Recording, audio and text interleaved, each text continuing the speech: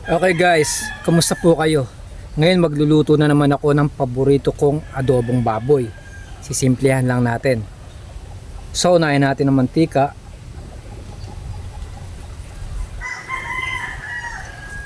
Painitin po muna natin sandali bago natin igisa yung ating bawang.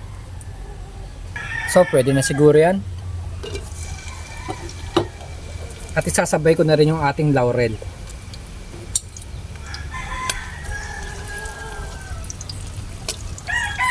Sa iba pong pagluluto ng adobo, hindi na po nila ginigisa yung bawang, sabay-sabay na po yun.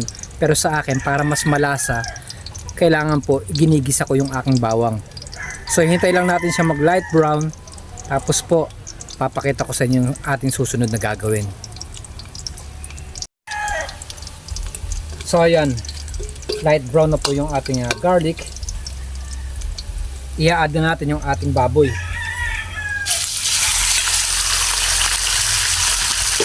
Bali, ang gamit ko po dito less fat na baboy dahil pag maraming masyadong taba, masyadong maraming mantika ang kalalabasan. Kaya nirequest ko sa market, mas marami po yung kanyang meat. So re-render lang natin siya. At pagkatapos po, pupunta tayo sa ating next step.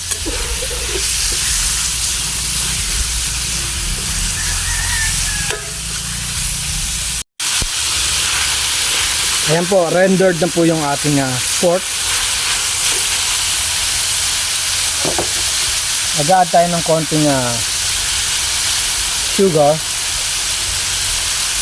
Basta subaybayan nyo lang po yung aking ginagawa. At gagarantihan ko sa inyo, napakasarap po nito. Mapapa-extra rice kayong talaga. Eh, mag-add na tayo ng pamintang durog.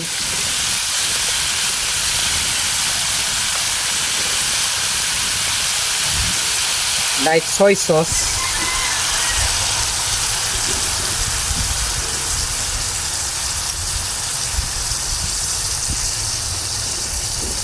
tamis anghang banana ketchup. Sa akin po walang exact measurement, tansyahan lamang. Yan, kung talagang marunong kayo magluto, kaya nyo rin gawin to, ang tansyahan lang.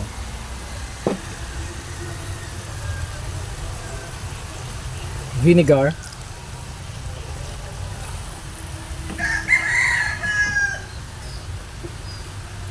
sili, sibuyas,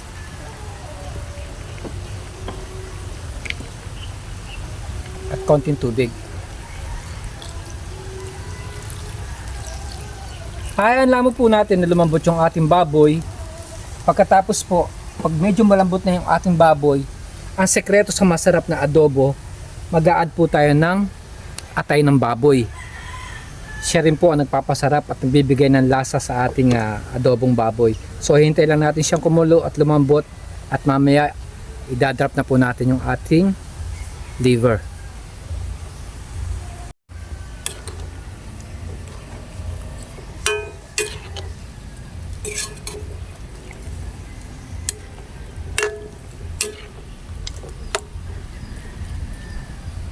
Okay guys, check na natin yung ating niluluto. So yan, medyo malambot na yung ating baboy. Ngayon pwede na natin i-add yung ating atay ng baboy.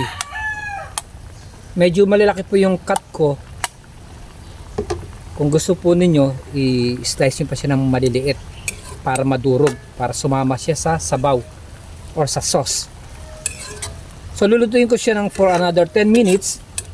Tapos po, tikman na lang ninyo kung eksakto na sa inyong panlasa.